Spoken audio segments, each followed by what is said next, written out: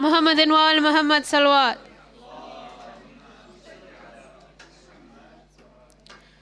Brothers and sisters, would like to begin the program with the recitation of the Holy Quran by Lina Datu. Please can we welcome her with the salawat.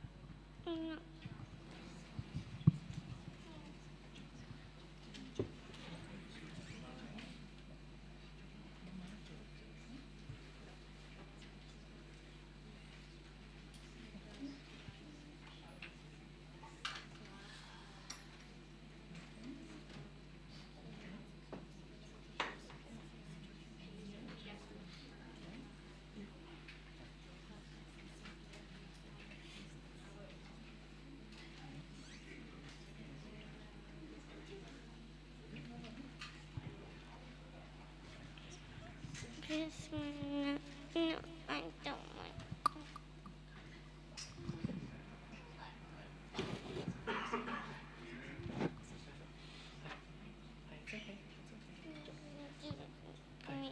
जी पापा का है माँ साथ है बिस्मिल्लाहिर्रहमानिर्रहीम तब्बत यदा अबी लहब वतब ما أغنى عنه ماله وما كسب سيصلى نارا ذات لهب وامرأته حمالة الحطب في جيدها حبل من مسد.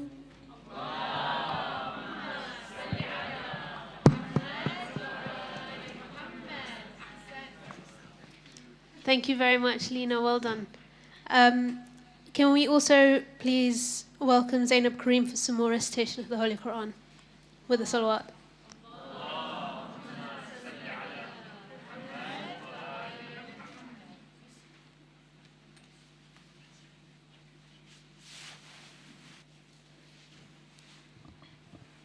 أعوذ بالله من الشيطان الرجيم.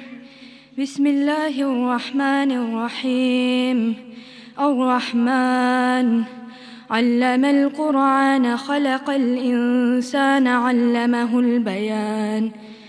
الشمس والقمر بحسبان والنجم والشجر يسجدان والسماء رفعها ووضع الميزان ألا تطغوا في الميزان وأقيموا الوزن بالقسط ولا تخسروا الميزان والأرض وضعها للأنام فيها فاكهة والنخل ذات الأكمام والحب ذو العصف والريحان فبأي آلاء ربكما تكذبان خلق الإنسان من صلصال كالفخار وخلق الجان من مارج من نار فبأي آلاء ربكما تكذبان رب المشرقين ورب المغربين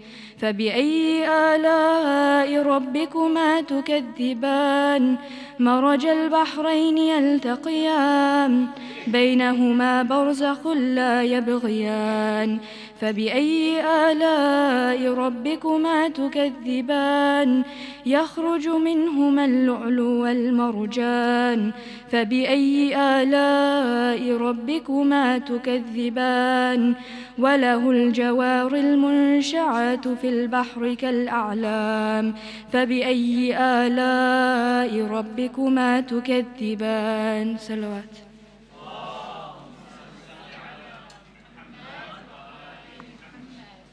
Thank you very much, Zainab. This week we are joined by Dr. Miqdad Asaria to give us a talk on the unequal storm, climate change and the future of the Muslim world. Please can we welcome him with a loud salawat.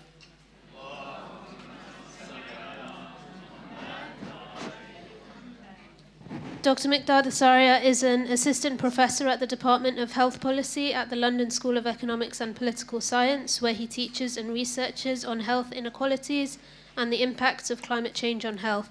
He was awarded the Outstanding Teacher of the Year prize at LSE by the Student Union in 2024 to 25. Please can we welcome him with another loud salawat.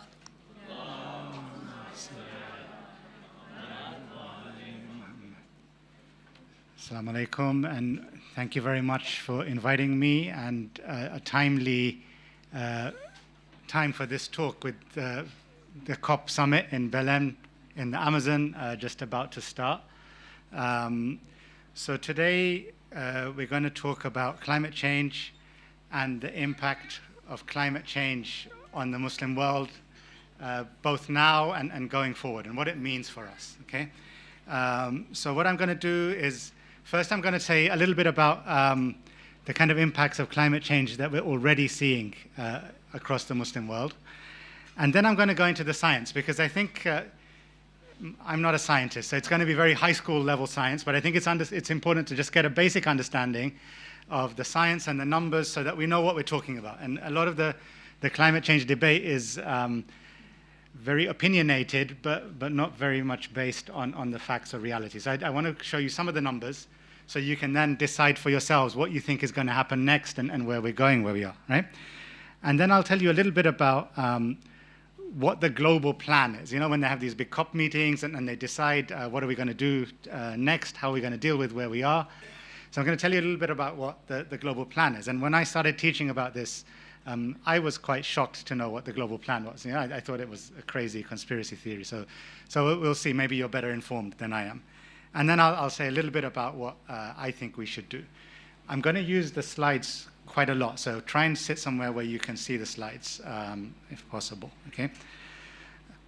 So let's start with talking about the impacts on the Muslim world. So first, I'm going to use some slides from this. There's this website called the Carbon Map, and it's a really nice website where you can use maps to show lots of different things about carbon dioxide. And so this map is a map where each country is its actual size. So normally when we see maps where England is really big and other countries are really small, and it's not done by area. So maps are just political means of communication. And so most of the maps we see were drawn by the British to aggrandize themselves, put themselves in the middle, and built as a tool to run their empire from, right? And so this is a slightly different map where it's showing the countries by size.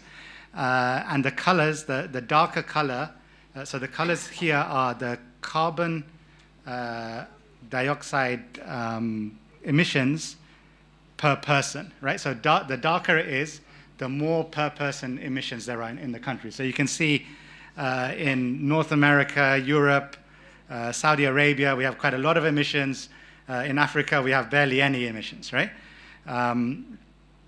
So that's this map. So then we can take another view of this map where we resize things according to where the emissions are coming from, right? Not per person, but in aggregate, right? So in total, where are the emissions coming from? So you can see now suddenly North America has got bigger, Europe has got much bigger, Africa has almost disappeared, right?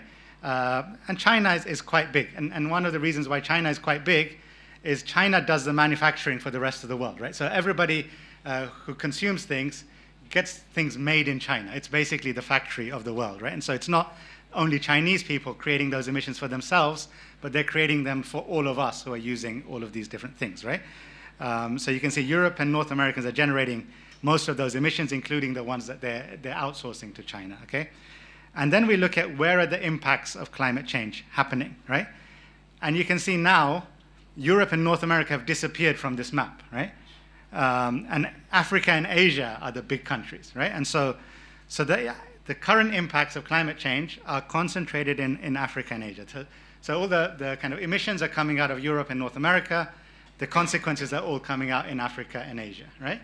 And you can see this even more. The richest 1% of people in the world account for more carbon emissions than the poorest 66%. Okay, so the 1% at the top account for more emissions than 2/3 of the global population. Okay, 12 billionaires have emissions equal to 2.1 million homes, 2.1 million families, so probably 10 million people, right? Just 12 billionaires, okay? So often people say, oh, the problem is we've got too many poor people in the world, but actually the poor people aren't using any emissions. We've got too many billionaires in the world, right? If you get rid of 12 of them, you've saved yourself a hell of a lot of emissions, okay? So just to summarize what we've seen so far, so climate change is caused by overconsumption of rich countries and rich people, okay? And negative climate impacts are experienced by poor countries and poor people, okay? And the people who have contributed least to causing climate change are the ones who are being hit first and hardest by its impacts, okay? So this is what we're seeing so far. And this is a picture of the Muslim world in terms of countries with very high Muslim populations. And maybe it's clearer here where you can see the top 15 countries with the highest Muslim population. So you can see Indonesia, India, Pakistan, Bangladesh, Nigeria, Egypt, Iran, Turkey, Sudan. So all of those places that we know have very large Muslim populations, right? So let's look at some of the things that are going on in these countries, okay? So climate change is resulting in conflict and migration in the Sahel region, right? So what's the Sahel region?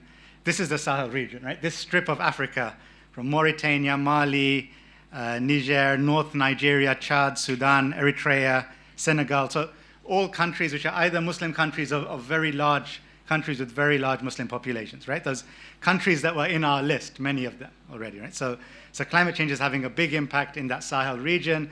There's constant conflict going on in those areas.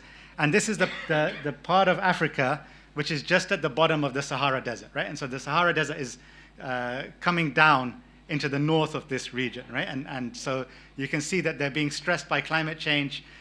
Food systems are collapsing and all sorts of other shortages of water, etc., and that's resulting in conflict, okay? And so here you see, again, in Africa's Sahel, conflict and climate change force millions from their homes, right? So now we have these refugee crises, and we're wondering where are all these refugees coming from?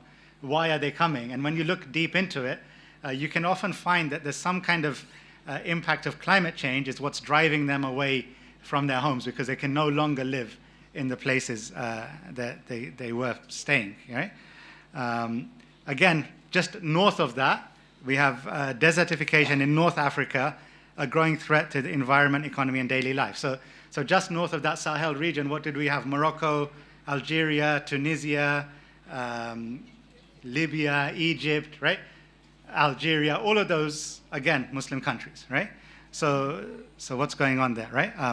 Climate change is turbocharging Somalia's problems, okay? So Somalia, you can see huge numbers of animals have been dying. So farm animals or people's herds have been collapsing.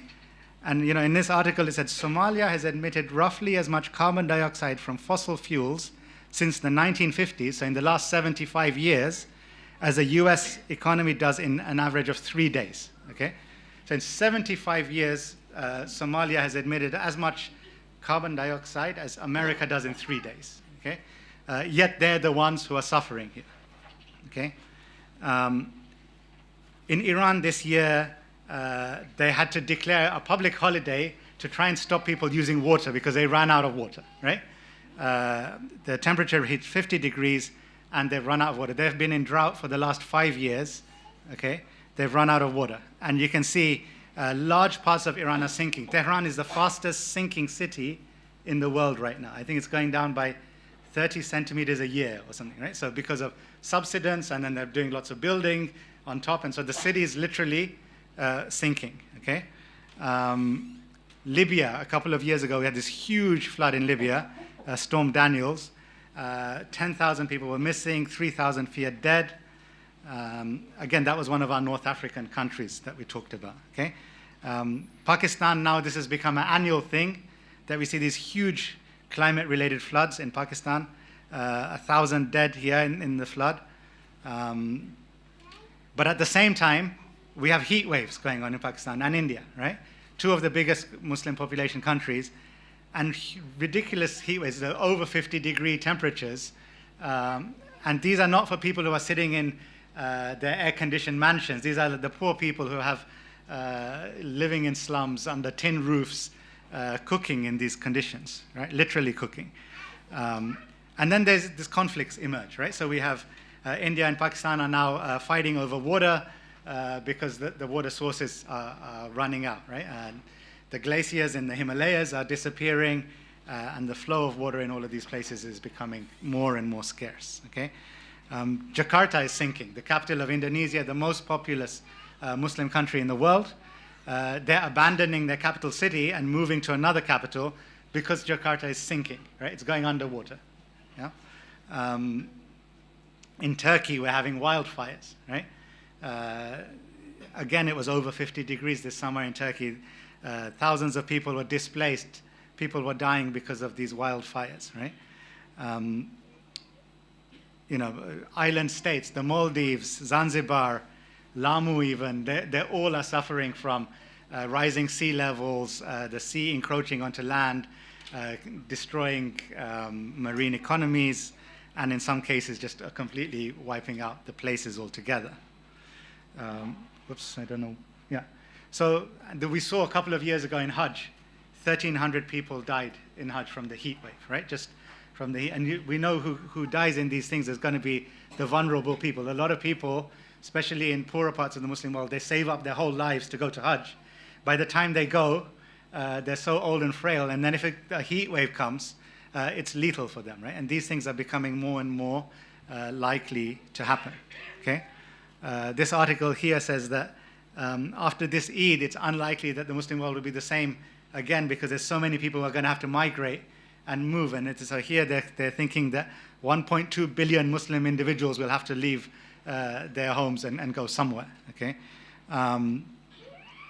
Then the other thing is air pollution. Now, obviously, air pollution is not climate change, but air pollution causes climate change, right? It's one of the things that causes climate change when you're burning petrol in your cars or in your factories and you're spreading the fumes around. And so if you live in Delhi, your life is 8 years shorter just because of air pollution, right? If you lived the same life somewhere else except for Delhi, you would live 8 years longer than in Delhi, right? In the UK, air pollution kills more than 500 people a week in this country, yeah? And who does it kill? So here we can see air pollution is concentrated in low-income areas amongst ethnic minority people, or people of color. Who are people of color who live in poor areas in this country? We know who they are, right? So that's us, okay? So whether it's in the Muslim world or not in the Muslim world, in places like here or in India, the people who are at the front lines of this are Muslims, right? So climate change will hit the poor and the marginalized hardest and first, right? And these are predominantly Muslim countries and Muslims in non-Muslim countries, right? Whether it's us here, or it's people in Iran, or the Sahel, or Bangladesh, or I could have gone on. I could have kept on going. Yesterday I was going through, just Googling a few news sites, and I just thought, okay, the whole talk could just be listing every single Muslim country and several impacts there. So, we've seen this, various things are happening: droughts, crop failures, famines, water shortages, sinking land, sea levels rising, floods, landslides are happening in many places, storms, hurricanes, typhoons, war and conflict driven by the scarcity. There's mass migration, both internally, so people are moving from the countryside where they have these agricultural jobs to cities because crops are failing, but also internationally increasing and that's why the politics of Europe is all about borders and migration, because we're worried about people coming, and people are coming because we've burnt all of this carbon dioxide that's causing their lives to not be possible in these other places, okay? Wildfires we saw, heat waves we're also seeing spread of infectious diseases in places that it wasn't previously, so diseases like malaria and dengue and those kind of diseases are able to spread to climates where they weren't previously because it's getting warmer, right? And even in Europe, we're starting to see things like malaria, okay? So whilst Muslims are on the front lines of climate change impacts, it's also true that a significant share of the world's fossil fuels come from West Asia, right? Come from Saudi Arabia or Iran or these kind of countries, right? And so, just a couple of years ago, we saw Saudi Aramco posted profits of $161 billion, okay? This is the highest level of profits ever posted by any company in any sector in capitalism ever, okay? This is an oil company in Saudi Arabia, right? At the same time, we do some quite curious things, like try and build ski resorts in the desert. So Saudi Arabia is hosting this Asian Winter Olympics coming up. Qatar is air conditioning the outdoors, right? So you just think that these same profits and these same stupid behaviors are exactly what's causing all of those problems in our countries and amongst our people, okay? So now we're going to get to the sciencey bit, okay? And there might be a little bit of maths and sciences. I'll do my best to explain this, but stop me and ask if anything is unclear. Okay, so this is a very simple climate change model, right? And this kind of vaguely works. And it's basically saying that energy comes from the sun, right? So what happens is that the sun sends energy to the earth, right? And some of that comes in this yellow, the yellow arrows. There's a sun coming into the earth, and then some of it is reflected back straight away, right? And so some parts of the earth are white and shiny, right? And so the sun just goes straight back out, right? Especially the ice caps, right? So from Antarctica and those kind of regions, or the deserts, right? They're white and shiny, the sun bounces back and goes back into space. And and that's called the albedo effect, right? The reflectivity of the earth, okay? And some of the sun comes down to earth and it heats up the surface, and then it gradually goes back, but it hits the darker parts of the earth, it heats up the earth, and then some of it slowly escapes, right? And what happens is when we put greenhouse gases into the atmosphere, the earth acts like a greenhouse, and that heat that's trying to escape gets stuck, and it starts warming up the earth instead, okay? And so that's the kind of basic energy balance model. So as we change how reflective the world is, or how much of the heat we're trapping, we can change the temperature of the earth, okay? All right, and now the more mathy bit, right? So most things in nature follow this kind of bell curve. Many of you will have heard of this bell curve before, or the more mathematical amongst you might know this as the normal distribution, right? And this says that what's the probability of different things happening, right? And so this is like a bell curve of temperatures in England, right? And it's saying that on average, right, it's 10 degrees centigrade in England, okay? On average, it's 10 degrees, right? But there's a chance that it can be colder or hotter. So the highest point of this curve, the area under this curve is all the things that could ever happen, right? And the highest, at some points in England, it can be hotter than 40 degrees, okay? We saw this. It's just, was it 2 years ago, 3 years ago, it got to 40 degrees in London, right? And so what's the chances of it getting to 40 degrees in London? Well, it's that area to the right of the 40 degrees, right? So that's about 5% of the total. That's what I'm saying. I'm making these numbers up, by the way. These are not accurate numbers, but it's just... So why am I showing you this? I'm showing you this because I want to explain what it means when people say we're seeing 1 degree of warming, or 2 degrees of warming, or 1.5 degrees of warming. What does it mean? It doesn't mean that instead of 10 degrees, it's just 11 degrees. It means something more than that, right? It means we're moving our curve here. So we start off with the average at 10 degrees, right? And we're moving to a new average at 12 degrees. So we're shifting this whole curve across, okay? And when we shift this whole bell curve across, the chance of being 40 degrees or more now becomes that pink bit plus the red bit, right? So suddenly, it's not just that normally it's a little bit warmer. That's lovely, right? We much prefer 12 degrees to 10 degrees. But now I'm saying there's a 15% chance that it's going to be more than 40 degrees, right? So the chance of those extreme days has suddenly tripled, right? Instead of happening once every 20 years, it might happen once every 6 years, right?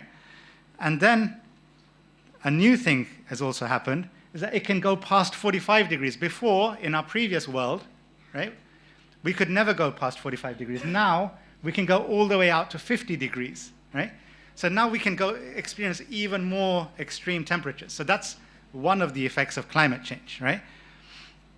Another effect of climate change, right, is that it makes all kinds of weather more likely. It makes the likelihood of any kind of extreme weathers more likely. So it squishes our curve down. And when it squishes our curve down, the end bits become fatter, right? And so you can see the likelihood of being very cold or very hot got fatter, even without the average moving, right? And so now we can see there's again a chance of 45 degrees and 50 degrees, which are much more than before, right? And so when we have this global warming, when we say the temperatures are going to increase by 2 degrees, both of those things happen, right? Both our average temperature shifts across, and the variability increases as well. And so actually, both of those impacts mean that we have a much higher chance of having very extreme warm weather, right? So the chances of 40 degrees, right, suddenly go to something more like 20% than 5% because of climate change. Because of that, just that, what we thought, 1.5 degrees of warming, that's going to be nice. So why are we worried about 1.5 degrees of warming? It's because we're much more likely for those really extreme things to happen, right? Fine. So that's the first thing, right? The next thing is that with climate change, we sometimes get these feedback loops, right? So we get these feedback loops like it gets warmer and then the ice caps start to melt, right? But remember what we said about the ice caps, that they're white and shiny and they reflect back the sun, right? When the ice caps melt, less of the sun is reflected back and it's replaced by dark sea. And the dark sea absorbs that heat from the sun. So the Earth starts to warm up. But as the Earth starts to warm up, more of the ice cap starts to melt. And it goes into this loop that's reinforcing itself until eventually the ice caps disappear, right? And then it's irreversible. To try and get the ice caps back from that point is very, very difficult, right? It's almost impossible, right? Similarly with things like forest fires, right? As trees dry out, as the Earth warms up, trees dry out, they're more likely to catch fire. As they catch fire, they heat up the world more, they're more likely to catch fire again, and they go into this kind of reinforcing loop until they completely destroy forests, right? And so we're having these kind of tipping points that we're reaching, right? So we're kind of on the verge, and so the kind of global consensus was that if we go above 1.5 degrees of warming, then we're going to end up into these irreversible tipping points, and climate change is going to run out of control by itself, because there's various of these tipping points that we really don't want to trigger, because once we do trigger them, they're like dominoes. They just go by themselves, okay? So the next thing I'm going to say a little bit about is this carbon cycle, right? So we talk about carbon dioxide, and what is carbon dioxide, right? So actually, the Earth naturally has this carbon cycle where things grow. Everything is carbon, basically. Like trees grow, plants grow, animals grow, and then as they die, they disintegrate, they decompose, and then they get buried into the soil and into the sea. And over the time, you go like deeper and deeper down into the ground, and you become, over millions of years, you become oil and gas and coal. And then, so as we have carbon dioxide in the air, trees suck it out, the sea sucks it out, and we're kind of in this balance, right? And then what we've started doing ever since the Industrial Revolution is sucking that millions of years old carbon out of the bottom of the ground and burning it and throwing it up into the sky, right? And we're throwing it up into the sky from our factories and our cars and all of those things at such a quick rate that the earth and the trees can't suck it back in. We're also cutting down lots of the trees. So the trees that were sucking it back in aren't able to suck it back in anymore, right? And so then the carbon dioxide is getting stuck in the air, right? And that carbon dioxide that's stuck in the air is stuck in the air for thousands of years. I think it's like 10,000 years before it kind of corrects itself, unless we find a way to take it out manually, right? Now, taking it out manually, the only real technology we have to take it out is trees, right? And we're cutting them down. So it's quite hard, right? And so we're having this greenhouse effect because this carbon dioxide is going up, and so as we said, we're having the ice melting, and that's causing less reflectivity, so less of the sun is reflecting back, so the Earth's warming up. And then we're putting this carbon dioxide in to trap that heat in, so it can't even get out when it wants to. And so both of those things are causing the Earth to warm up, right? And so that's the kind of basic science behind climate change, right? And so is this all new stuff? Is this so here's a paper from 1896, right? So what is that? 130 years ago? 130 years ago, here's a paper by a Swedish scientist called Svante Arrhenius, and he says, the paper is on the influence of carbonic acid in the air upon the temperature of the ground. And he basically was saying 130 years ago that if we put carbon dioxide into the air, we can keep the earth warm. We can warm the earth up. And why was he saying this? Because he was worried about an ice age, right? Because the earth goes through these cycles of heating and cooling, and we're in a cycle now where the earth's supposed to be cooling, right? And so he was worried that we will get wiped out, we'll become extinct because of an ice age. So he said we could burn things to create carbon dioxide to keep the earth warm, right? But he made a set of predictions, and his predictions are very accurate, and if you follow them, we've been burning carbon dioxide, and we're seeing the results that he predicted all those years ago. So this is not some new thing. A lot of people say, oh, the oil companies don't know, we can't blame anybody because nobody knew about this. Well, at least for the last 130 years, we've known exactly about these effects, right?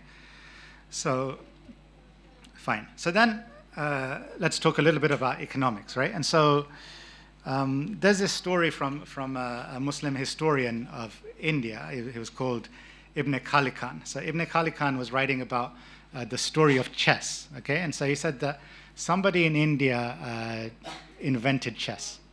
And he went to the king or the Raja, whoever at the time, and he said, look, I've invented chess. This is a game dedicated to you. And so the king said, this is wonderful. What can I give you in reward? And he said, well, maybe give me some rice. And he said, oh, how much rice do you want? And he said, so put 1 grain of rice on the first square, 2 on the second, and just keep doubling it until you get to the end of the chessboard. And the king was laughing, like, yeah, of course I can give you that. That's not a big deal, right? So how much rice was that? The king started to do this, right? He started to calculate this. Anybody know how to calculate this? So it turns out, right, that it was this much rice, right? That was more rice than could be produced in the whole world ever. Like, you could spread rice over the whole planet, and it wouldn't be enough to get that much rice, right? And so this pattern where you start off with a little bit and then you grow it and you grow it and you grow it is what we call exponential growth, right? And we saw this during COVID, like you start off with 1 case and then 1 person infects 2 people and then 2 people infect 2 people each, and suddenly everybody's got COVID, right? And you think, how did this happen? How did this, and it's because we have this exponential growth, right? And whenever you listen to politicians, right, they, in government or in opposition, they all keep talking about economic growth. We need economic growth, right?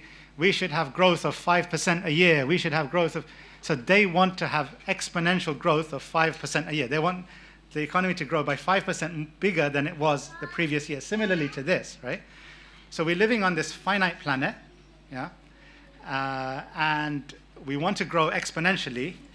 And so just like with this chessboard, we're very soon going to run out of something, right? And so initially people thought what we're going to run out of is inputs. We're going to run out of oil or coal or gas, right? But we haven't run out of those things. What we've run out of is space to dump our rubbish, right? We've run out of space to dump our carbon dioxide, space to dump our waste. And so that's what's run out first, is where we're throwing things, the sinks rather than the sources is what's running out faster, right? But we're all still desperately wanting to have economic growth, right? So it's quite difficult to have economic growth on a finite planet, okay? So there's this quote from Fight Club, for those of you who have seen it. It says that we buy things we don't need with money we don't have to impress people we don't like, right? So this whole economy is geared around us buying things we don't need with money we don't have. We borrow the money to impress people who don't even care, right? And now this picture was taken from the Walmart website, where you can buy this thing you don't need to stick on your wall, which is even, well, it tells its own story, right? That we even buy things that tell us we buy things we don't need. So, so this is what has happened with carbon dioxide over time, right? So this is a graph of carbon dioxide over time, right? And it's saying So carbon dioxide, fossil fuels actually contribute 90% of our carbon dioxide in the world, right? So some of it is from agriculture, but most of it comes from fossil fuels. So 90% comes from fossil fuels. And so this is from 1960 onwards, what's happened to the amount of carbon dioxide we're emitting. And this is per year, right? So this is not the aggregate, this is per year. If you wanted the aggregate, you'd add up all the years to each other. So pretty much every single year, regardless of whether there's oil crisis or financial crisis or COVID, or pretty much every year, there was a small dip during COVID, but pretty much every year, we've emitted more carbon dioxide than we'd have in any previous year, right? And so this line is just going up and up and up, okay? And this is up to 2024, right? So the numbers for 2025 are not yet available, okay? And this doesn't even include military emissions, and military emissions are huge, right? So one American aircraft carrier has the same amount of emissions as a small African country, okay? Just one aircraft carrier. So you can imagine, as well as all of the lives that the Israelis have destroyed in Gaza just by committing their genocide, they've also destroyed lives all over the world by the carbon impact of that genocide as well, right? And we can see within that the coal, oil, gas, cement contributions. And you can see, we hear these things about renewables and about like solar and wind, and everything is solar and wind. And so you would think that these lines should be going downwards, right? You'd think that we've been doing all of this solar and wind, why are these lines going? And they're not going, they're going up as fast as they've ever been going up, right? And coal, the most polluting out of all of these fuels, coal is the highest, right, in the world, right?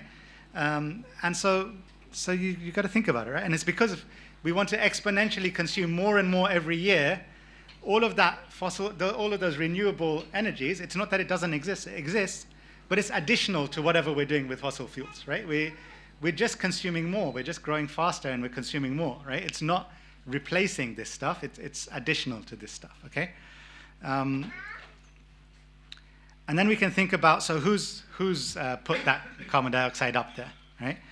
So historically, from 1850 onwards, so from the Industrial Revolution to now, the US has put the most amount up there, then the EU without the UK, right? The UK is listed separately, China, Russia, UK, Japan. So all of these richer countries, and remember what we said about China, that China produces stuff for the rest of us, so those emissions aren't only to deal with their own population, it's to deal with them manufacturing for the whole world. So historically, who's used up that space? You might think of it as a form of carbon colonialism, right? They've taken the carbon dioxide space of the world and they've taken it over, right? They've used it all for themselves, right? And that's left very little space for poor countries to grow their economies, right? Because growing your economy requires energy, and energy creates these emissions, okay? And you can look at this by country, and you might think, oh, look, what's going on here? America and Europe were really high, but then suddenly China took over in 2001, right? What happened in 2001 for China to go zooming up there? Exactly. China joined the WTO, so it started to basically, that's when everybody started to do their manufacturing in China. So everybody else said, look, we're net zero, our carbon emissions are going down, we're doing all of these things. Well, they're doing them by making everything in China, right? You can see it very clearly on this graph. Everybody else starts to flatten now, and China shoots up, right? And so that's the trick, right? And when you look at per capita emissions, so obviously, you'll see some countries in this previous graph, like India, who are rising quite high, and they're second to the US. But then what's the population of India compared to the US? So when you divide by the number of people, you see India go all the way back down to the bottom, right? And the US is still, despite outsourcing all its manufacturing to China, it's still all the way up there at the top, right, in terms of emissions per person. So when you then go to these IPCC reports and the COP meetings and whatever, they tell you, what do we need to do to stay at 1.5 degrees C? 1.5, remember, was this threshold beyond which we're going to start hitting these tipping points and really, really bad things are going to happen. So we basically need to go from where we are now, the end of that black line, to 0 pretty much immediately, right? In the next 5 years or so. If we want to stay at 2 degrees, we have to do it. I mean, look at those pathways, right? Do they look realistic to you? Let me show you them next to each other. Okay, so this is our original graph. This is what we have to do. Are we going to do that? Yeah, maybe if we recycle a bit more, use plastic straws, will that be enough? Like, we've never in history been at 0, from 1960 onwards. So those are very ambitious things, right? And now when they're saying, oh yeah, we'll figure it out, we're going to stay at 2.3 degrees or whatever, they're assuming, and countries are saying, oh, we're going to draw that line straight down, but there's no evidence historically that anybody's actually bothered, right? All that happens is, they made these kind of decisions to stay at 1.5 10 years ago at COP in Paris in 2015. What's happened from 2015 to now? Up, little blip for COVID, and then we recovered and we went up even faster than before, right? So one should be somewhat concerned that maybe we're not going to stay below 1.5, yeah? So we need to do something quite drastically different, right? So I think a lot of the time when we hear climate change stuff on the news, we're like, oh, it's terrible, we'll do something smaller, we'll fix it, we'll just change to electric cars and then everything will be fine, yeah? That's not the kind of fix that's going to solve this catastrophic, potentially extinction event, right? So what's the plan? So what's the plan that we have? So actually you go and read these reports in a little bit more detail, and then the first thing you find is we do this offsetting. So I don't know if you know about in Christianity, they have this idea of indulgences. You go to the priest and then you say like, I've committed a sin, or I'm going to commit a sin, I'm going to pay some donation to the church or do something, and then you get a certificate and says, okay, you can sin away, it's fine, right? Or you're forgiven for your sins, right? So similarly, we do that with carbon, right? We say that, oh, I'm going on a flight to go on a holiday, but I'll pay like $3 or whatever, and then I've offset my sins, right? And so that's the first step, is we have this idea of net zero. And net zero is just an accounting trick to say like, oh, I've paid somebody, and then somebody else will not pollute instead of me, right? But yeah, who believes that, right? So that's step 1, okay? Step 2 is we do a cost-benefit analysis, and we decide who is it worth to save and who is it worth to sacrifice, where is it worth to save and where is it worth to sacrifice. We put that into a model, and then we decide, okay, let it heat up to 1 degree, 2 degrees, 3 degrees, 4 degrees, depending on how much we care and who's going to be impacted, right? So we put these numbers into the models. So we need to decide how much we care about different people's lives, right? And so in these models that policymakers use in the world, we typically value one Western life like 15 lives in the third world, right? So 1 to 15 is the ratio. So if you kill 1 American, that's like killing 15 Indians.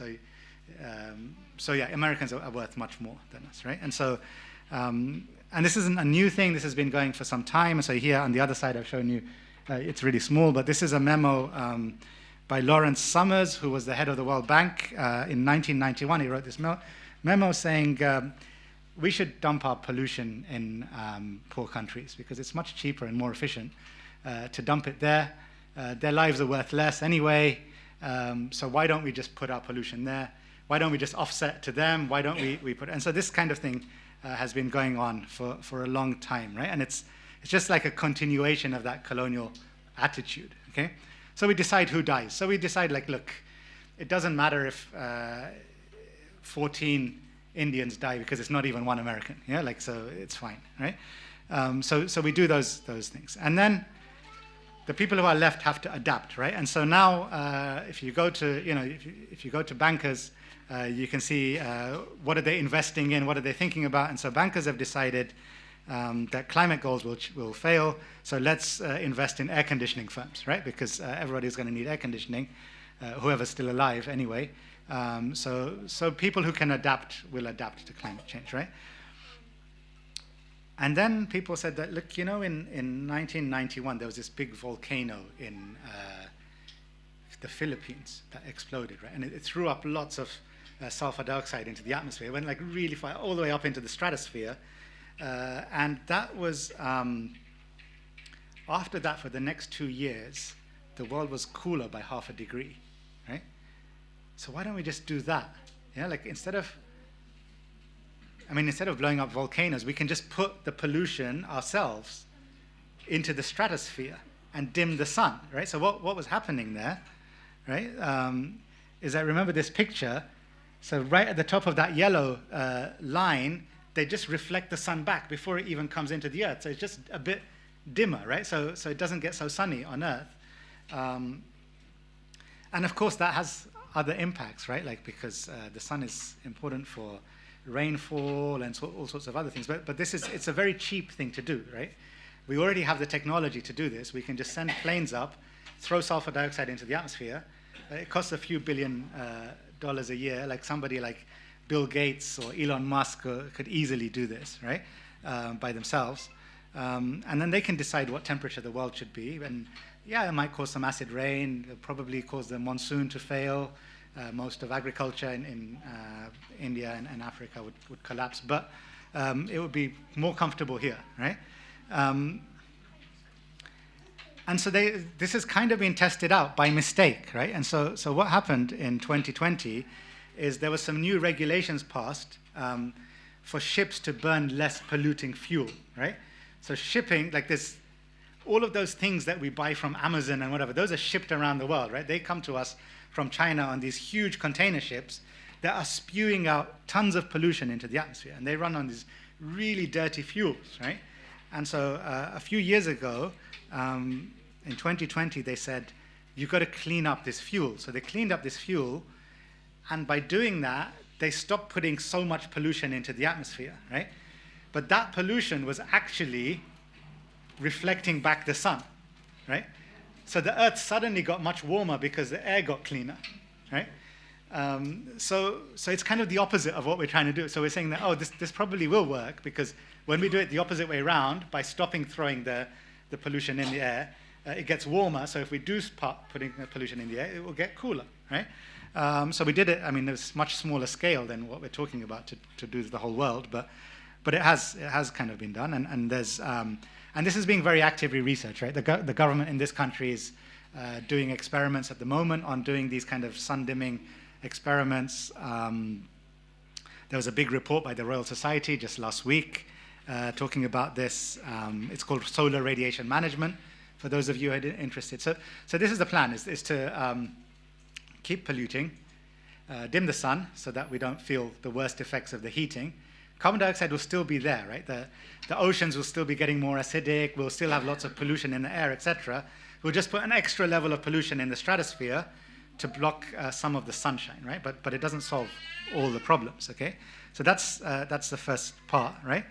And then we need to move away from fossil fuels, right? And we need to transition to renewable energy, right? So this is the plan. But we don't have enough time because we've overshot. We've overshot 1.5 already. There's no way. You've heard Antonio Guterres saying that there's no way we can stay at 1.5 now. So we need to do something. So the plan is to geoengineer our way to survival while we start to change the way we make energy, right? So oil companies have already invested $2.3 trillion in assets in digging up oil fields that will give us oil for the next 50 years, right? So if you want them to stop, you'll need to pay them that $2.3 billion, because that's oil. They've made all the investment, they've dug the holes, they've put in the machinery. Now they need 50 years to get their payback, right? So just like with slavery, you know, when they ended slavery, they paid the slave owner. They didn't pay the slaves, right?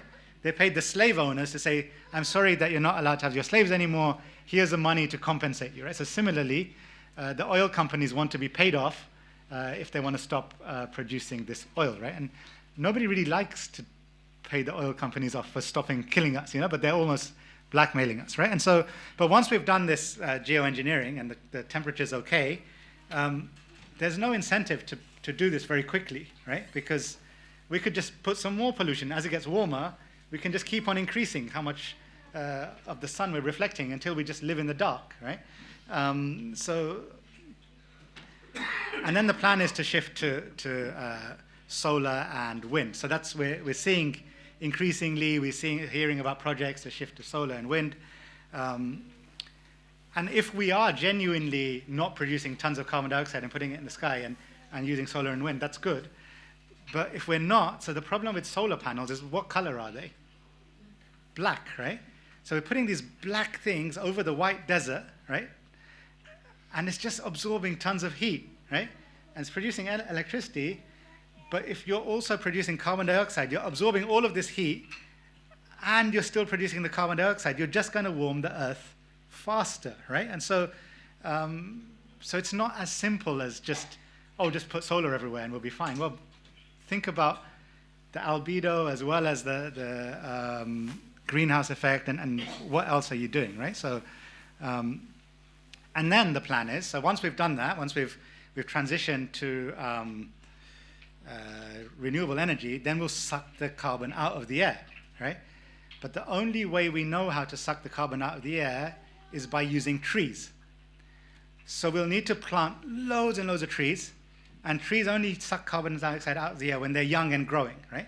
So then we'll grow these trees to suck the carbon out of the air, then we'll cut them down, chop them up, burn them, capture the carbon dioxide from them, bury it underground, and do it again. And we'll just keep on doing this cycle to make this carbon pump that sucks carbon dioxide out of the air, right? And where do we put this carbon dioxide? Well, oil companies have said if you pay them, they'll take it from you because they can actually use it to extract more oil out of the oil wells, right? So they can inject it into their oil wells and they can get even more oil out. So if you pay them enough, they're happy to take it off your hands, right? So they're very keen on this idea. So the problem is, in order to grow these trees, you need to take over all of the land that's currently used in the world to grow food, because that's how many trees we're going to need, right? But then we're not going to have any food, right?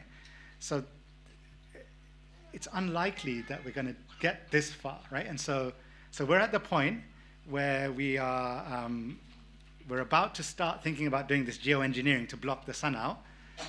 We're doing a bit of solar and wind, but we're probably going to stop around there unless we come up with some new plan, right? And so, but the plan is just carry on as usual, just carry on as normal. Let's go for AI. Let's build endless data centers. What do data centers use? Huge amounts of electricity, huge amounts of water, right? And so the plan is, how do we carry on as we are, right? And how do we convince people to just carry on and not worry about this? And you'll see Tony Blair saying, don't worry about climate change, we'll figure it out. Last week, Bill Gates was saying, don't worry about climate change, there's much more important things going on in the world than climate change, right? And so they all want you to carry on, use your AI and your data centers and whatever else. They're all looking to move to Mars anyway, so they're not so worried what happens here. But yeah. So what should we do, right? So a little bit of kind of more speculative thought of what we should do, right? And so this, anybody know this guy? Yeah? Yeah, good Catholic schoolboy there. So Pope Francis, when he became Pope in 2015, he wrote this encyclical called Laudato Si, and he was writing about climate change. And so here's some of the things that he was saying. So he said, if we approach nature and the environment with this openness to awe and wonder, if we no longer speak the language of fraternity and beauty in our relationship with the world, our attitude will be that of masters, consumers, ruthless exploiters, unable to set limits on their immediate needs, right? So he's kind of diagnosing what we've become by disconnecting ourselves from, and we were just listening to Surah Rahman there, right? Talking all about the awe of nature and the beauty and the wonder. And when we disconnect ourselves from that, we just become consumers and exploiters, just taking from the ground and not thinking, right? Unable to have any limit on our needs, wanting to exponentially grow so that we're consuming more and more and more, right?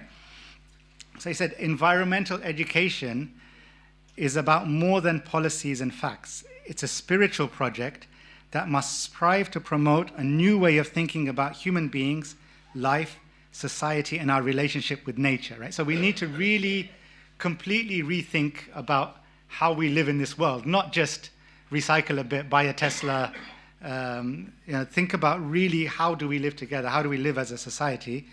And we have lots of things in Islam to help us think about this, like Here in Surah Baqarah, we have this, Inni ja'ilu fil ardi khalifa, like, so God says that he's making us vicegerents, or he's making us custodians of the earth. We're here, the earth is being given to humanity to take care of it, not to exploit it, right? Here again, we have this idea of we're spreading corruption on the land and the sea, right? We're spreading pollution on the land and the sea, and it will come back to bite us, right? Here we have وَإِبَادُ الرَّحْمَنُ الَّذِينَ يَمْشُونَ عَلَى الْأَرْضِ هَوْنًا وَإِذَا خَاطَبَتْهُمُ الْجَاهِلُونَ قَالُوا سَلَامًا, right?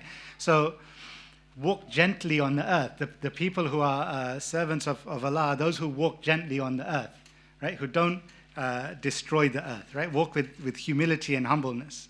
Again, we have do not waste, right? Imam Ali says, be like the honeybee. Anything it eats is clean, anything it drops is sweet, and the branch it sits upon does not break, right?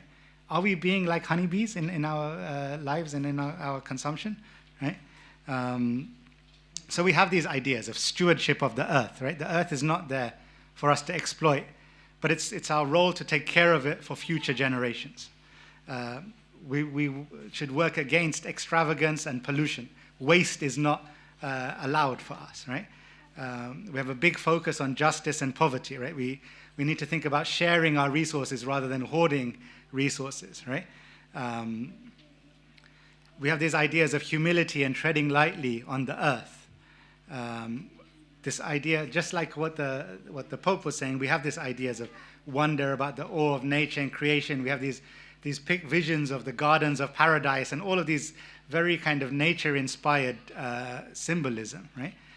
We have ideas about abundance and gratitude. Rather than think about scarcity and how do I keep everything for myself, we think about abundance and sharing and being thankful for what we have and having enough, right? We think about valuing what's important and not just worshipping wealth for the sake of wealth, right? And we have these warnings about hubris. So many stories in the Quran are when people try and take over nature or take over and create these huge empires and whatever else, and they're brought to the ground, right, by various natural disasters. And similarly, now we have this hubris that says that we are going to control the climate, we are going to engineer the world, we're going to control the weather. And it sounds like something that we've heard so many times before, right? So there's a nice story that an anthropologist went to Brazil, and he was looking at this group of hunters, and the hunters, there wasn't much animals to hunt, so it was really hard to find something. So the hunter finally caught an animal, and then the anthropologist went to the hunter and said, so what are you going to do now? Do you have refrigerators? Are you going to salt it? How do you preserve food in your culture, etc.? And he says, no, I'm going to have a big feast. I said, what do you mean? Well, where are you going to store your food? When are you going to get food again like this? And I'm going to make a big feast with my whole community, and we're going to eat this animal together, and I'm going to store the meat in the belly of my brothers. And they're going to store the meat in my belly, and we're never going to go hungry because we think of this thing as a society, right? We don't think about, what do I need to store for myself? How do I store for myself? And by doing that, you're able to survive through, and that's something that in kind of climate science we call social resilience, right? Like creating cultures where you're creating societies that are resilient to these kind of things, right? There's this other kind of idea that's gaining some prominence called donut economics, right? So it's saying that we have to live within some planetary boundaries, right? We can't pollute beyond a certain amount. We can't use nature beyond a certain amount. But we also can't have too little, right? People are starving. People in many countries don't have enough. And so what we need to do is bring everybody into this donut where everybody has enough by bringing people who have too little up and bringing people who have too much down, right? And so we need to reorganize our societies and redistribute what's there rather than trying to grow and grow all the time. There's enough around, but we just have to take it from some places and move it to other places, okay? So just to summarize, right? So climate change is real, and it's hitting Muslims first and hardest, right? We need to build resilience, right? So it's going to happen. Bad things are already happening. More bad things are going to happen. Yes, we should definitely try and stop climate change. Every little impact we can do to stop it progressing is important.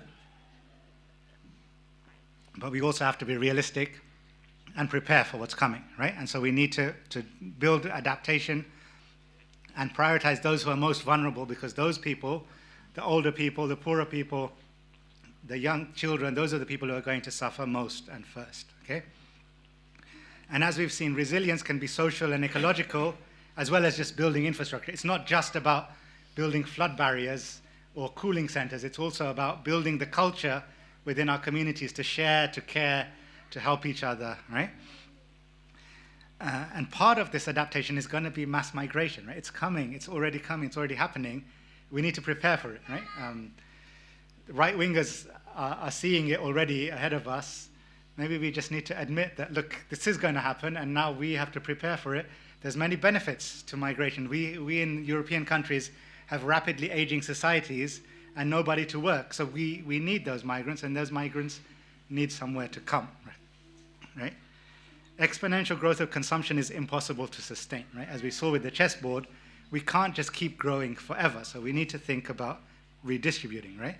We must radically reorganize our societies to prioritize what is important. We're still measuring progress by GDP. GDP is basically measuring how much we're consuming, right? That's how we measure if you're doing well or not. That's what the politicians say. We're not growing. That's saying the GDP is not getting bigger, right? So we need to create a world where everybody has what they need, right? And extravagance is curbed, right? We have to stop polluting the planet. We can't have more climate change. Just because we're adapting, that doesn't mean it's fine, carry on. We have to stop and adapt, because both of those things are happening, right? The Earth, there's so much carbon dioxide in the atmosphere already that things like the sea will continue heating up for 100 years, and the sea level will rise. As the sea gets warmer, it gets bigger, like most things, right? So the sea levels will rise, and as the ice melts into the sea, it'll rise even more, right? And so these things are going to happen even if we stop now, right? Technology and more capitalism to sustain business as usual is not the answer. It's just hubris, right? Don't fall for these ideas that we can techno fix this and we'll have some machine that's going to clean the air, and that's just not going to happen. It's just not realistic, right? And people who don't like these conclusions mean we have to really change the way we live and run our society. So people who don't like these conclusions would rather say climate change doesn't really exist, because it's inconvenient, because it means if you're a billionaire, you might have to live more humbly. It means if your job is to dig up oil from the ground and burn it, you might have to stop doing that. And so you might rather say, actually, there's no such thing as climate change, right? But you can see very clearly, and even you can try in your own gardens, if you have a greenhouse, go inside there, and if it's warmer, it works, right? Like climate change works. So there's this famous saying that says it's easier to imagine the end of the world than the end of capitalism, right? And that's what we're doing. We'd rather imagine the end of the world than the end of organizing our lives in this way, right? And so often people criticize green people or environmentalists as being watermelons, right? They say you pretend that you're coming with like an agenda to be green, but inside you're just red. You're just socialists. You just want to change the world into socialism, but those are one and the same thing, right? Like we have to change our societies to make them sustainable. Okay, so I'll finish with this. Like some of you will know this guy, right? And so as you think, like, can we reorganize our societies? Can we go against billionaires? So Billionaire Central, right, the beating heart of the capitalist world, New York City, has just elected Zohran Mamdani as their mayor, right? And so this is what he says. And whilst we cast our ballots alone, we chose hope together. Hope over tyranny. Hope over big money and small ideas. Hope over despair. We won because New Yorkers allowed themselves to hope that the impossible could be made possible. And we won because we insisted that no longer would politics be something that is done to us. Now it is something that we do. As so often occurred, the billionaire classes sought to convince those making $30 an hour that their enemies are those earning $20 an hour. They want the people to fight amongst themselves so that we remain distracted from the work of remaking a long broken system. We refuse to let them dictate the rules of the game anymore. They can play by the same rules as the rest of us, right? So that's what Zohran Mamdani says in New York, right? So if they can say that in New York, why can't we say that in any other part of the world? So I'll stop there, inshallah.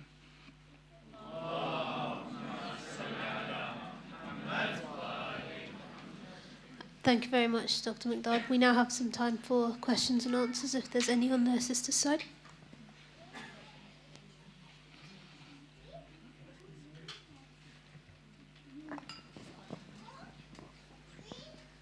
Assalamu alaikum. Thank you very much.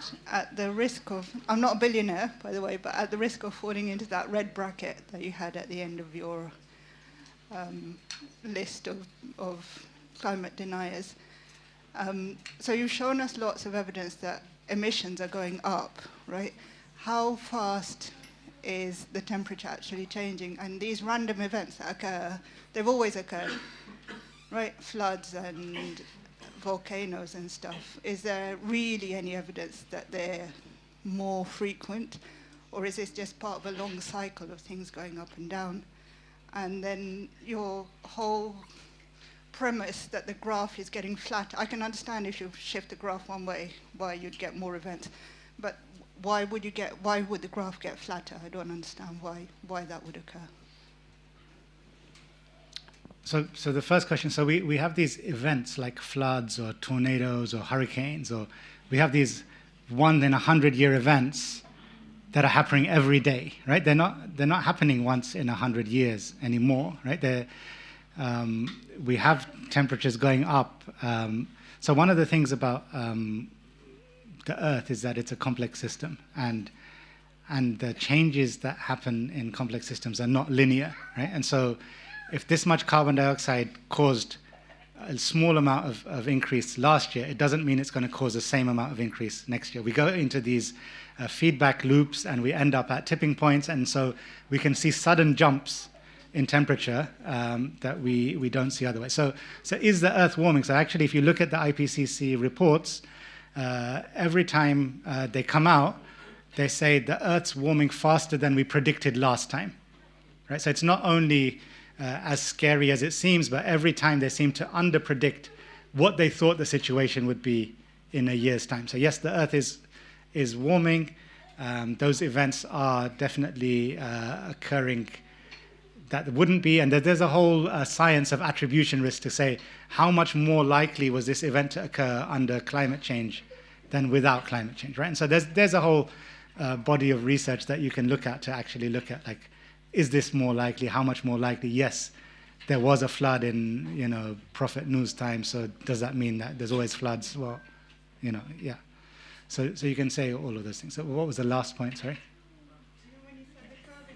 Oh, yes. Okay, so I guess it's just one of the things that the effect of climate change isn't just warming the Earth, but it's destabilizing the climate in multiple different ways. And so part of that is creating more variability as well as more a warmer temperature. So there's two different effects going on. It's not just warming. Right? So more extreme temperatures in all directions are more likely, basically. And you see that with much more rain, much more flooding, and much more heat waves, and hailstones, and all sorts of... you think you're living in a time of plagues, when you see the kind of things that you see around the world. And in Europe, we're maybe the least impacted compared to what's going on around the world, but you're already seeing heat waves and wildfires and all of those things, floods, even in Europe. So. Salam alaikum. Oh, sorry. Salam alaikum. Thank you so much for a really important talk. Jazakallah khair. I have a few questions. Is it okay to ask them all in one go? Thank you. Things like plastic could have been really useful had humans not abused it. So is that the same for climate change? Is there like a sweet spot with how we use, not climate change, sorry, but how we use resources of the earth? So is there like an ideal amount that each person should have used and we wouldn't have gotten to this stage? And the other question is, what should we do now? Like, what drastic things should we do to save it? And then thirdly, if we don't and we carry on and continue increasing, then what will happen if you can. Thank you. Jazakallah khair. So yeah, there is, so the Earth has a certain capacity to absorb emissions, right? So lots of emissions get absorbed by the sea and by trees, and we don't have to produce energy using carbon dioxide. So we've seen other ways of having energy through solar and wind and all sorts of. Before the Industrial Revolution, actually, most industry was powered by water power, right? So they had water wheels on rivers. And the reason they shifted to coal was because then they could move power generation and factories to places with bigger populations so that they didn't have to, so that they could compete for wages, right? So they could make people compete with each other for wages, and so that the power of the capitalist was more than the power of the worker, and so they could drive down wages, right? And so that was a big driver of the Industrial Revolution. So yeah, there are very different ways that we could have organized society, and we can organized society. Plastics is quite interesting because plastics is made from oil. So it's the kind of next thing to do. If you're not burning oil, you can make plastic, which then has all its related pollution impacts. What should we do? So I think I've touched on this a little bit, that first of all, us individually bringing our own cups or using plastic straws, or while that's very noble, isn't going to solve the climate crisis, right? But what it does do is it inculcates some values in us, right? And what we need to do as a society is to have the right set of values and then create political change with those values. Vote for somebody like Zohran Mamdani to say that fix the world, right? Make that your priority rather than lower my taxes, right? So if you vote on the basis of those things, and if we collectively vote on the basis of those things, and that probably means that we will have to make, if he does come in, or somebody like him does come in, it probably means we'll have to make some changes in our lives that might be difficult for us, which might make them slightly less comfortable, but it will make people who are having nothing much more comfortable. And so, but fundamentally, we need structural and political change, and individual actions can only really be useful in terms of nurturing those values. Don't think that by bringing your own cup today, you've saved the planet, but maybe you've learned something, and you've captured a set of values that you could spread to others that will help eventually get the right people in power to save the planet.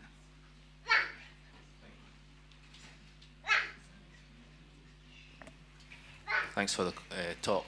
But isn't the reality, you said that you're either accepting it or you're a climate denier, but isn't there a third option also, especially now that we've been living in a cost of living crisis?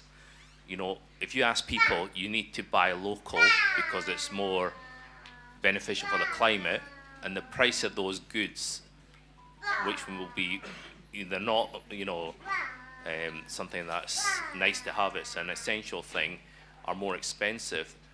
People being people are going to go for the cheapest thing, even though it's not in line with the climate policy that everyone would like. So have you've shown the graph that's going up and the usage is going up. Isn't that the most likely story that we're going to be left with? We're going to go back to our houses, we're going to all drive back in our petrol or diesel vehicles, etc. But that's what the society at large is doing. And you look at the political parties, whether it's Conservative, whether it's Labour, they've all rolled back on their green credentials because they realise that that's a reality in this country. So I think you're absolutely right. It's not about poor people or individuals making individual sacrifices, right? It's about systems changing, right? And so first of all, we saw that the 1% richest people in the world have a bigger carbon footprint than the 66% poorest people, right? And so it's not about poor people having even less, right? So that's the first thing to say.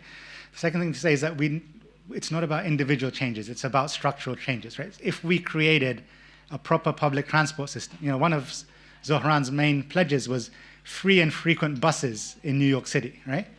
If we had good, free, and efficient public transport, who wants to drive? Who wants to drive at night in this climate, in the dark, with people with over bright headlights? Who really wants to drive themselves? If somebody will drop you home for free in a right? So we need to campaign for those changes.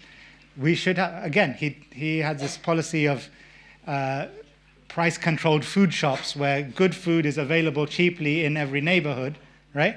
We need policies like that say that it doesn't mean that you're spending more money. It means that we're creating a system where everybody can get good locally grown food for reasonable prices, have decent minimum wages, so whatever people are, so that whole redistribution, it's not about me telling you don't drive home today. It's about saying that we need to campaign for those changes, and that's the only way we're going to make the change. Because if you drive home today, there's still everybody else who's going to go back, by whatever. So that's not enough. So we need those structural changes.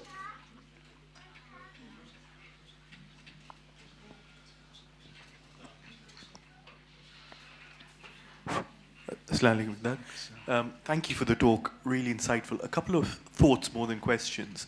One is looking at the wider AI perspective in terms of energy use there. Secondly is mimicking a bit of what happened in the food industry, where labeling helped us better understand what we were eating. With the health of the planet, is that something that perhaps would help us understand the true impact of what we're buying, consuming, expecting, and then leading on from that, flattening the light on intergenerational use?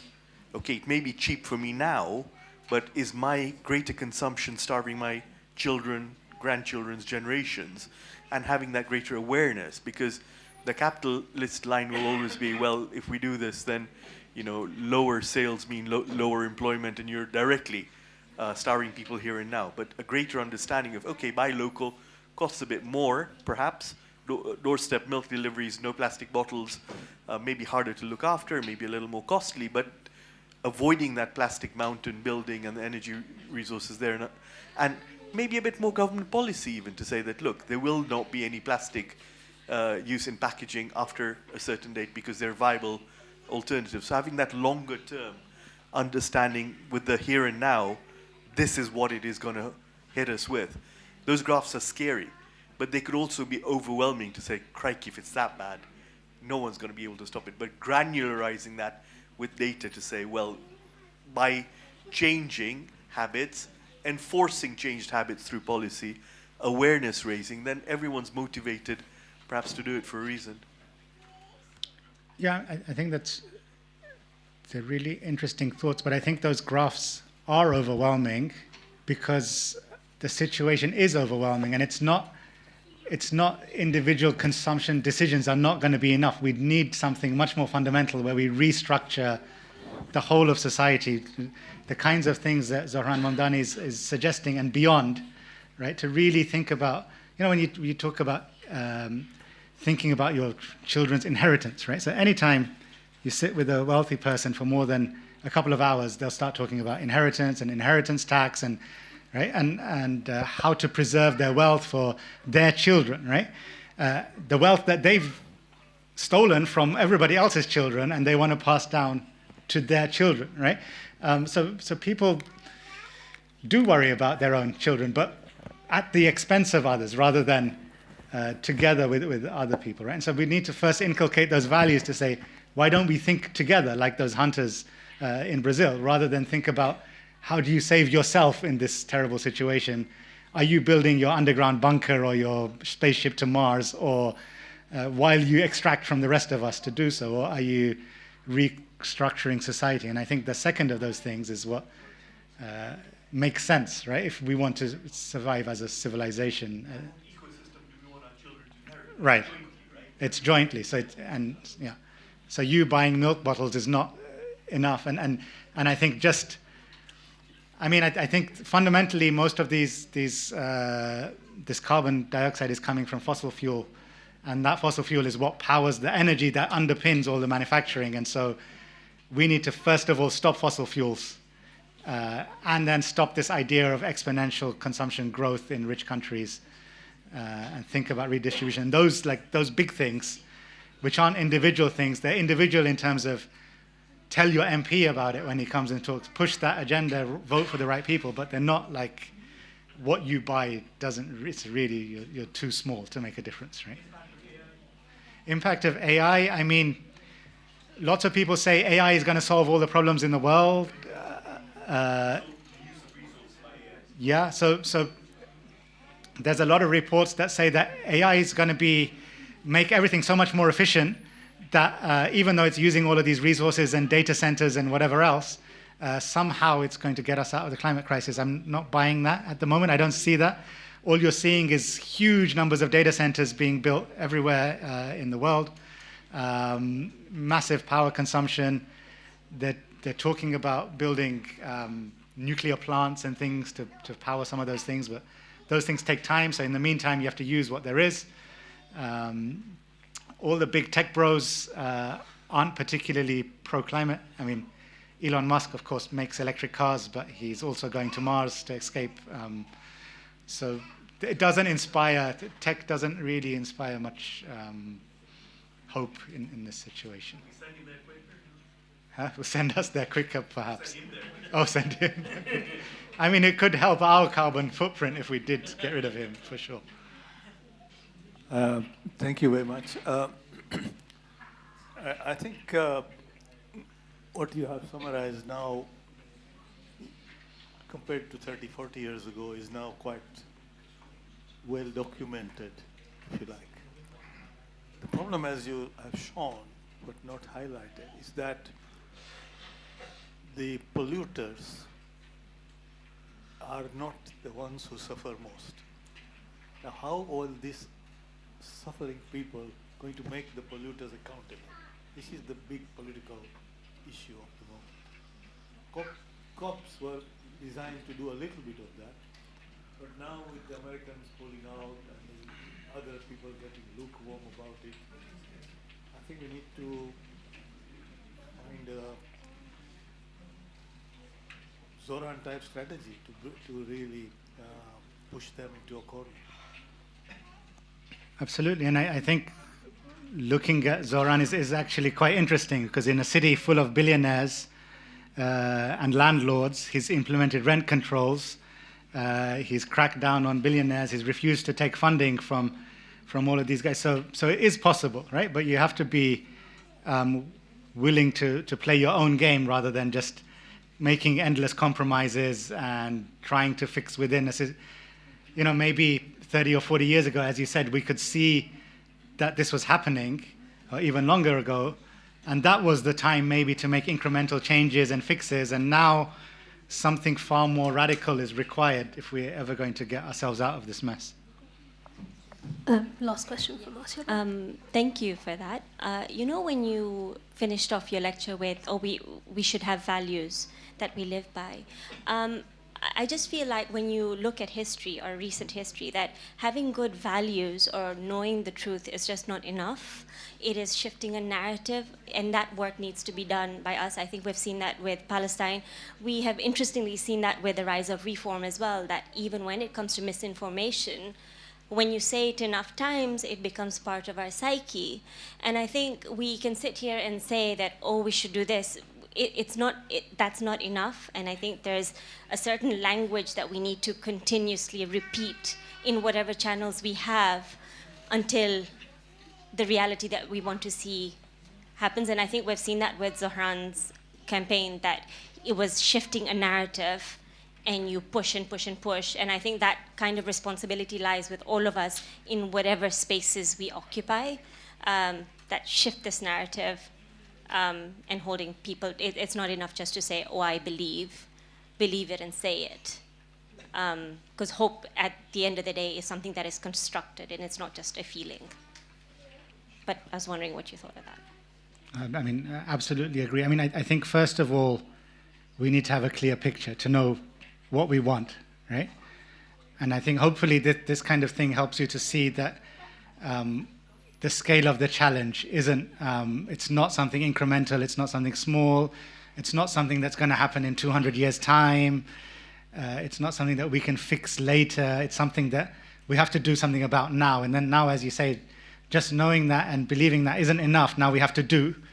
And what we have to do isn't just change our personal behavior, but we have to, as you say, change the narrative across society, and that's the challenge. And people like you, of course, are doing that in your jobs, and all of us should be doing more of that kind of thing to try and push for values. And sadly, some of us will go the other way and want to go and work for oil companies and consultancies and make lots of money, and we might go, and so we just need to decide, right? Like, get our priorities straight, think about our responsibility as Khalifa on the earth, what does it mean, and then act as you say, absolutely.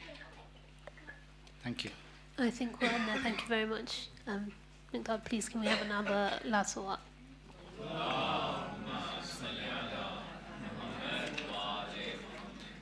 Just a reminder, our next week program will be by Dr. Ali Raza Bajani, giving a talk on fallibility as a foundation for Islamic law and ethics.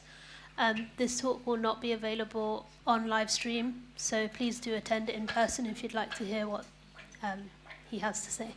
Please also do join us for our regular programs during the week, and you can find out more on our website, www.sikkim.org.uk. Thank you.